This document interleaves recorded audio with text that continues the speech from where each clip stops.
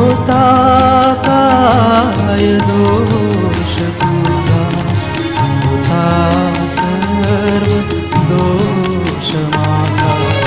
मज नव जीवन देण्यासाठी, मज नव जीवन देण्यासाठी, येशू तू रक्त सांडले, येशू तू रक्त सांडले. प्रभू येशू ख्रिस्ताच्या सर्वश्रेष्ठ नामात आपणांचं अभिवादन. पवित्र शास्त्र बायबलमध्ये नीतिसूत्राच्या 17व्या अध्यायातील 17व्या वचनामध्ये असे लिहिले आहे, मित्र सर्व प्रसंगी प्रेम करीतो आणि विपत्कालासाठी तो बंधू म्हणून निर्माण झालेला असतो. इंग्लिश भाषांतरात नीतिसूत्राच्या 12व्या अध्यायातील 26व्या वचनात असे म्हटले आहे, the righteous chooses his friends carefully.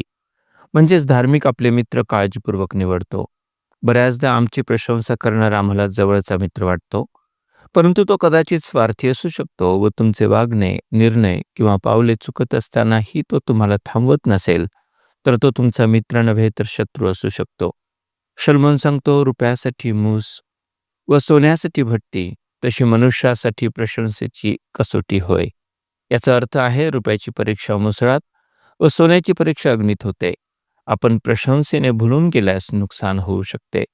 शलोमोन आणखी सांगतो, झाकलेल्या प्रेमापेक्षा उघड शब्द ताडण बरे. मित्रानं केलेले घाय खऱ्या प्रेमाचे आहेत, पण वैरी चुंबनांची गर्दी उडवितो.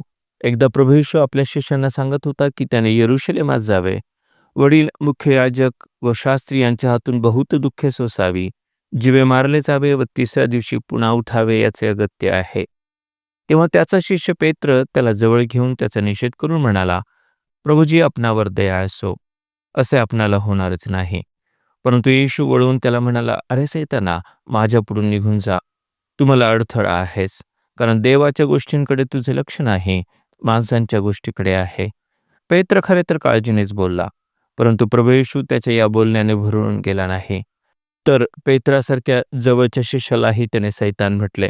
कदाचित पेत्र दुखावला गेला असेल, परंतु प्रभू त्याला त्याची चूक दाखवून देऊ इच्छित होता, कारण तो परमेश्वराच्या योजनेला आडवा येऊ पाहत होता व ते तो सैतानाच्या प्रेरणेने बोलला होता.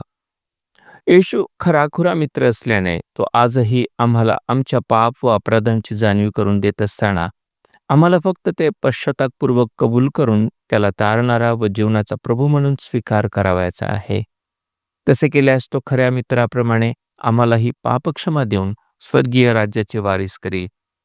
तुम्हाला खोट्या चुंबनांचा वर्षाव करणारा मित्र हवाय, की तुम्हाला खऱ्या प्रेमाचे घाय करून तुमचे हित पाहणारा मित्र हवाय? योग्य निर्णय करण्यास परमेश्वर आपले सहाय्य करो. धन्यवाद.